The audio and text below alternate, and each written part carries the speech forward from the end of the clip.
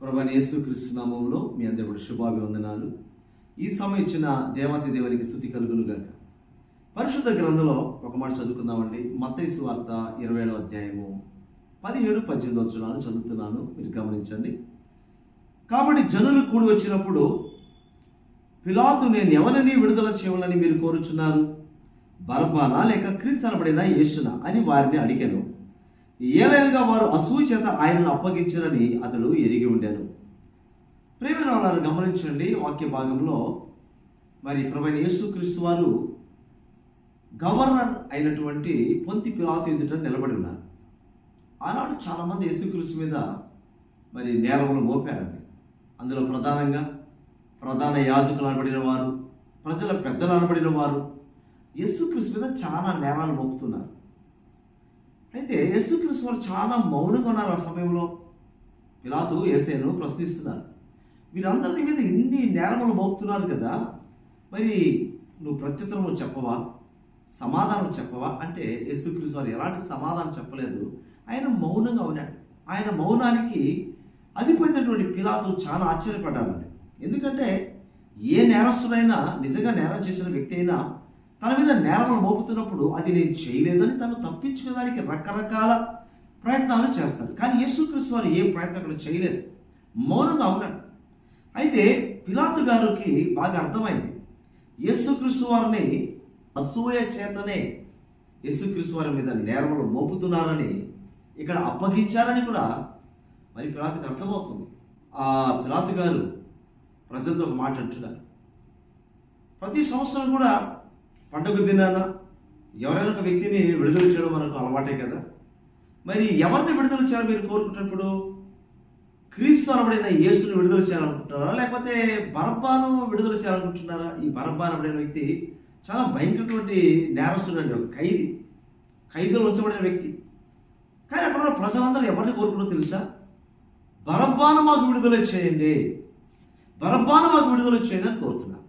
అప్పుడు వెంటనే పిలాతు గారు అడుగుతున్నారు, మరి క్రీస్తు అనబడిన యేసును ఏం చేయమంటారంటే సిలువ వేయండి అని కేకలేస్తున్నారు.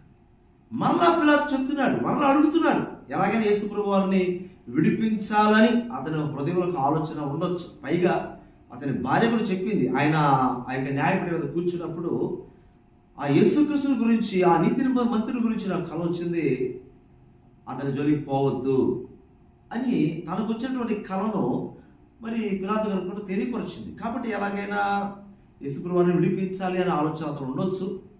మొదటిసారి అడిగాడు, సిలువ ఏమని ప్రజలు చాలా కేకలేస్తున్నారు. రెండవసారి కూడా అడిగాడు, వాళ్ళు ఎలాంటి సమాధానం చెప్పట్లేదు కానీ, లేక వివరణ ఇవ్వటం లేదు కానీ ఒకటే మాట చెప్తున్నారండి. ఏంటి ఆ మాట అంటే సిలువేయము, యేసును సిలువేయము అనేటువంటి కేకలు వేస్తున్నారండి. ఇక్కడ మనకు బాగా అర్థమవుతుంది, ఈ ప్రజలను బాగా ఈ ప్రధాన యాజకులు, ప్రజల పెద్దలు బాగా ప్రేరేపించారు. యేసు ప్రభు మీద అసూయ కలిగి ప్రజలు బాగా ప్రేరేపించారు, ప్రజలు బాగా ఉపయోగించుకున్నారు. వాళ్ళు ఈ దినాల్లో ఎలాగైతే ఆయా మరి ప్రతినిధులు కావచ్చు, లేదా ఒక ఉన్నత స్థానంలో ఉన్నవారు ప్రజలు ఎలాగైతే ఉపయోగించుకుంటుంటారో ఆ దినాలు కూడా ఉపయోగించుకుంటున్నారండి.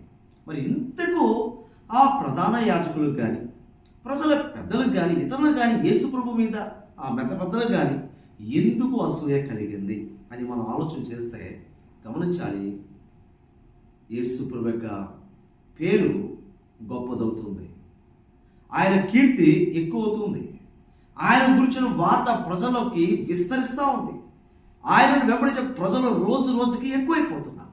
కనుక ఇక్కడ ఒకటే ఒక కారణం చూస్తున్నాం, యేసు ప్రభు వారి లోకానికి రావడం, సిలువ వేయబడడం, చనిపోవడం, తిరిగి లేవడం, ఇవన్నీ కూడా లేఖనాలే. అయితే లేఖనాలు నెరవేర్పని మనకు అర్థమవుతుంది. కానీ భౌతికంగా మనం ఆలోచించినప్పుడు ప్రజలు ఎందుకు యేసయ్య మీద అంత నేరాలు మోపారంటే ఆయనకు మంచి పేరు రావడం వాళ్ళు సహించలేకపోతున్నారు, ఆయన అభివృద్ధి చెందడం వారు గ్రహించలేకపోతున్నారు. ఇంతవరకు తమకు లోబడిన వారు, తమను వెంబడించేవారు, తమకు గౌరవాన్ని ఇచ్చేవారు ఈరోజు యేసుక్రీస్తు వెంట ఎంతమంది ప్రజలు వెళ్ళిపోతుంటే మా భవిష్యత్తు ఏమవ్వాలి అన్నటువంటి ఆలోచన వారికి వచ్చింది. కలిగిన వారు ఏం చేస్తున్నారంటే యేసయ్య మీద నేరాలు మోపారండి. నేరాలు మోపుతున్నారు కానీ వాటిని ఏ ఒక్కటి కూడా నిరూపణ కాలేదు. సో ఈరోజు మనం గమనించాలి, ఈ దినాల్లో కూడా అలాంటి పరిస్థితి మనం చూస్తున్నాం. ప్రజల్లో అసూయ పెరిగిపోతుందండి. అన్ని జనుల్లో ఒకవైపు చూస్తే అసూయ పెరిగిపోతుంది. నేటి రోజు రోజుకి క్రీస్తుని గురించిన వార్త ప్రకటన ఎక్కువవుతుంది, సంఘాలు ఎక్కువ అవుతున్నాయి, ఆయన వెంబడించడం ఎక్కువైపోతున్నారు. రేపు పరిస్థితి ఏంటి, భవిష్యత్తు ఏంటి అనే ఆలోచన అన్ని జనులు కలిగి నేటి దినాన ఎన్ని రకాలుగా దేవుని ప్రజలను ఇబ్బంది పెడుతున్నారు, క్రీస్తు నామాన్ని అవమానపరుస్తున్నారు, సంఘాన్ని కూల్చేస్తున్నారు, సంఘాన్ని కాల్చివేస్తున్నారు. ప్రజలందరికీ తెలిసిన వాస్తవమే, ప్రజలందరికీ తెలుసు, అన్ని జనులు కూడా తెలుసు. కనుక వారిని మనం ప్రశ్నిస్తే వారు ఎలాంటి సమాధానం చెప్పలేరు. కానీ ఒకటే, ఆనాడు ప్రజలు చెప్పినట్టుగా సిలువేయము సిలువేయము అని కేకలు వేసినట్టే కానీ ఈరోజు కూడా ఏదో అసలు ఎలాంటి ఆధారం లేనటువంటి మాటలు పలుకుతారు. కానీ వారు చెప్పే మాటలు ఆధారాలు ఉండవు. అన్ని జనుల విషయం పక్కన పెడితే దేవుని ప్రజలమేమో అనుకున్న వారు కూడా, వారిలో కూడా చాలా అసూయ పెరిగిపోతుందండి. కొన్ని చోట్ల మనం చూస్తుంటాం, ఒక సేవకుడు అభివృద్ధి చెందితే మరొక సేవకుడు తట్టుకోలేని పరిస్థితి. ఒక సంఘంలో ఎవరైనా మంచి తలాంత కలిగిన వారు చక్కగా పాటలు పాడగలుగుతుంటే మిగిలిన వారికి అసూయ. చక్కగా వాక్య సందేశాలు అందిస్తుంటే వారు చూసి మరికొంతమందికి అసూయ.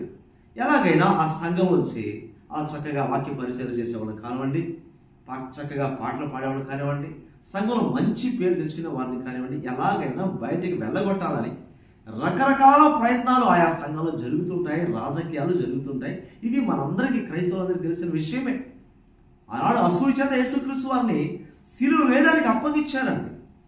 ఈరోజు కూడా అసూయ అన్ని జనుల్లో మాత్రమే కాకుండా దేవుని ప్రజల్లో, మేము దేవుని నమ్ముకున్నాం, దేవుని వెంబడిస్తున్నాం, యేసుక్రీస్తు మా రక్షకుడు అని చెప్పిన వారిలో కూడా అసూయ పెరగడం అనేది చాలా చాలా బాధాకరమైన విషయం. సో ఈరోజు ఒక ఆలోచన చేద్దాం. అన్ని జనుల గురించిన విషయం పక్కన పెట్టినట్లయితే దేవుని ప్రజలైన మనము ఒక్కసారి పరిశీలన చేసుకుందాం. ఇటువంటి అసూయ మనలో ఉన్నట్లయితే మనము దేవుని సంతోషపెట్టే ప్రజలుగా ఉండలేము. దేవుని బాధ పెట్టిన వాళ్ళం అవుతాము, దేవుని చిత్తాన్ని ఆటంకపరిచిన వాళ్ళం అవుతాము, దేవుని యొక్క మార్గాన్ని చెడగొట్టిన వాళ్ళం అవుతాము. కనుక దేవుని ప్రజలైన మనలో ఈ అసూయ రాకుండా మనం జాగ్రత్త పడాలి. అంత మాత్రమే కాకుండా ఈ అసూయ అనే స్వభావం ఎవరైతే ఉంటుందో వారు ఎదుటి వారికి కీడు చేయడం మాత్రమే కాదండి, చివరికి వాళ్ళకి కీడు చేసుకునే పరిస్థితి కూడా ఏర్పడుతుందన్న వాస్తవాన్ని ఒకసారి గుర్తు చేసుకున్నట్లయితే చాలా బాగుంటుంది. కాబట్టి ఈ సమయంలో ఒక్కసారి ప్రశ్నించుకుందామా, మనలో ఈ అసూయ అనబడే